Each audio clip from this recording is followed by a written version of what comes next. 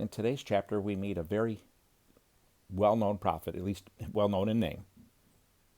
1 Kings chapter 17, Elijah announces famine.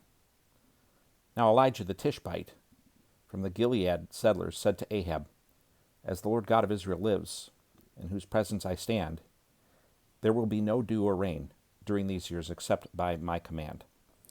Then the word of the Lord came to him, "Leave here, turn eastward, and hide at the Wadi Cherith." Don't know if that's really how to say it, where it enters the Jordan. You are to drink from the wadi. I've commanded the ravens to provide for you there. So he proceeded to do what the Lord commanded he proceeded to do what the Lord commanded. Elijah left and lived at the Wadi Cherith, where it enters the Jordan. The ravens kept bringing him bread and meat in the morning, and in the evening he would drink from the wadi. After a while, the wadi dried up because there had been no rain in the land. Then the word of the Lord came to him, "Get up, go to Zarephath that belongs to Sidon, and stay there. Look, I have commanded a woman who is a widow to provide for you there." So Elijah got up and went to Zarephath. When he arrived at the city gate, there was a widow gathering wood. Elijah called to her and said, "Please bring me a little water in a cup and let me drink." As she went to get it, he called to her and said, "Please bring me a piece of bread in your hand." But she said, "As the Lord your God lives, I don't have anything baked, only a handful of flour in a jar and a bit of oil in the jug. Just now I am gathering a couple sticks in order to go prepare it for myself and my son so we can eat it and die." Then Elijah said to her, "Don't be afraid. Go and do as you have said, but first make me a small loaf from it and bring it out to me. Afterward you may make some for yourself and your son.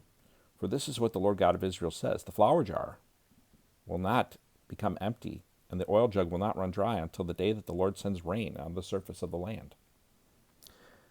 So she proceeded to do according to the word of Elijah. Then the women, Elijah and her household, ate for many days. The flour jar did not become empty, and the oil jug did not run dry, according to the word of the Lord he had spoken through Elijah. After this, the son of the woman who owned the house became ill.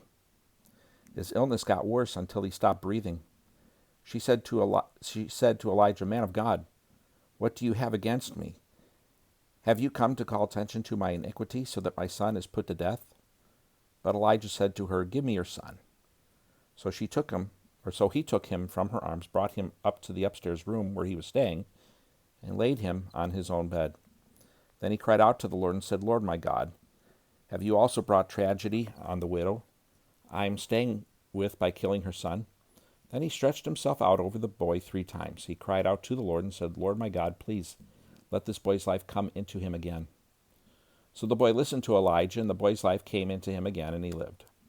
Then Elijah took the boy, brought him down from the upstairs room into the house, and gave him to his mother. Elijah said, "Look, your son is alive."